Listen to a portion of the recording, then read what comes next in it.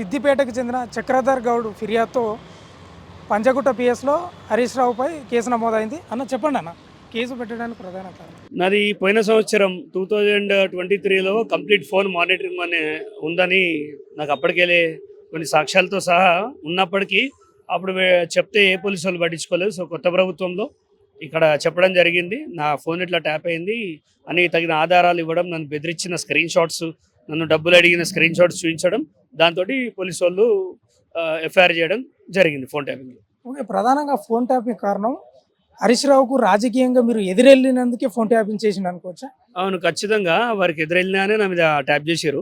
నేను మొన్న 2023 ఎలక్షన్స్లో అక్కడ నుంచి నిలబడ్డా, నాకు 17,000 ఓట్లు వచ్చినాయి. నిలబడొద్దు, వీడు అక్కడ ఉండొద్దు అని చెప్పేసి ఆయన మెజారిటీ తగ్గుతుందనే భాగం, ఒకనొక టైంలో ఆయన ఓడిపోతాడనే భయం ఉంది కాబట్టి ఈ మాత్రం మానిటరింగ్ చేసిండు అనుకుంటా. ఇప్పుడు ఈ కాంగ్రెస్ పార్టీలో ఉంటేనే ఈ కేసులు ఏమైనా ఫైల్ అవుతాయని కాంగ్రెస్ పార్టీలో చేరారన్నా మీరు? దేనికోసం కాంగ్రెస్ పార్టీలో జాయిన్ కాలే. రేవంత్ రెడ్డి ఉన్నాడు, ఒక ఫైటరు. నాకు తెలుసు ఆయన ఎట్లా ఫైట్ చేసిండో. ఆయనలాగానే నేను కూడా సిద్దిపేటలో ఫైట్ చేసిన. ఆయన రాష్ట్ర వ్యాప్తంగా కేసీఆర్ మీద ఫైట్ చేసిండు.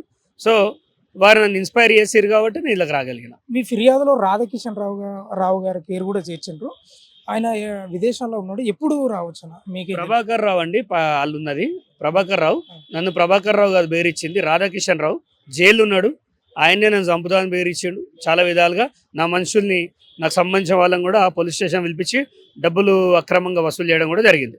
ఈ ఫోన్ ట్యాపింగ్ వెనకాల కేసీఆర్, కేటీఆర్ కూడా ఉన్నారనే ఆరోపణలు వస్తున్నాయి. దీనిలో ఎంత నిజం ఉందండి? ఇప్పుడు కేసీఆర్ ఉన్నాడు, కేటీఆర్ అంటే వాళ్ళే ప్రభుత్వంలో ఉన్నది, ఆ కుటుంబమే. ఖచ్చితంగా వాళ్ళు ఉన్నారు లేని దర్యాప్తులో తేలుతుంది. కానీ హరీష్ రావు మాత్రం ఖచ్చితంగా ఉన్నాడు అనడానికి నేను సాక్ష్యాలు ఇవ్వడం జరిగింది. ఫోన్ ట్యాపింగ్ జరిగిందని మీరు ఎట్లా గుర్తించండి అన్నది?